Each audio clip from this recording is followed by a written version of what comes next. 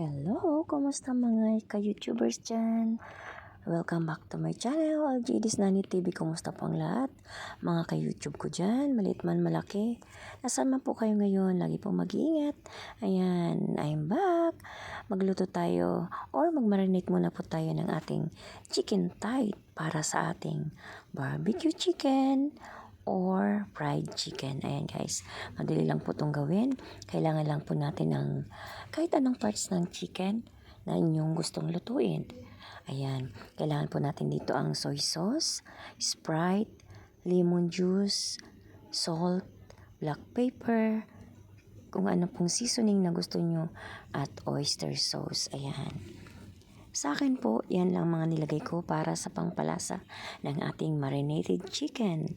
At garlic po, ayan, or bawang means garlic. Tagtarin po natin ng pino yung ating garlic at isasama rin po natin yan para pangpalasa at pampawala ng lasa ng manok. Ayan.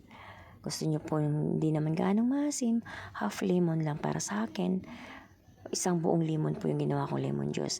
At ayan, ang dagdag ko pong technique para mawala yung lasa ng manok. Nilalaga ko muna po yan ng at least 5 minutes bago ko i-marinate. At nililinisan ko ulit para wala, tanggal po talaga yung dumi ng manok. Ayan na po ang ating sauce na pagmamarinitan. At ayan, hiwain natin ang ating manok para pumasok po or sipsipin ang ating mga ingredients sa pagbababad para mas malasa ang ating manok. Ayan guys. Yan po ang ating technique para sa mas malasang ulam na pagmamarinate. Love shoutout sa lahat mga kapwa-content creator dyan. Mga YouTubers, saan man kayo ngayon, lagi pong mag-iingat. At ayan na po ang ating manok. Nalaga ko na yan at nahugasan na ulit. At yummy yummy. Maraming salamat po sa inyong lahat, mga subscribers, at sa lahat ng hindi pa po nag-subscribe. Please subscribe my channel para po sa mas marami pang update videos. Ayan na guys, sa lasa at sa amoy pa lang, matatakam ka na. At least ibabad po natin o marinate po natin ang ating manok bago lutuin ng at least 30 to 45 minutes bago lutuin. Para lasang-lasa talaga ang ating marinated na yan.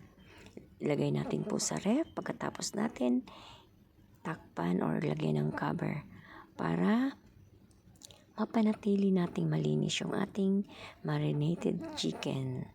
Pwede po yan i-marinate kahit sa baboy o ano pang gusto nyong karne na inyong lulutuin. Mas malasa po yan at mas masarap kung matamagal yung lutuin. Thank you for watching!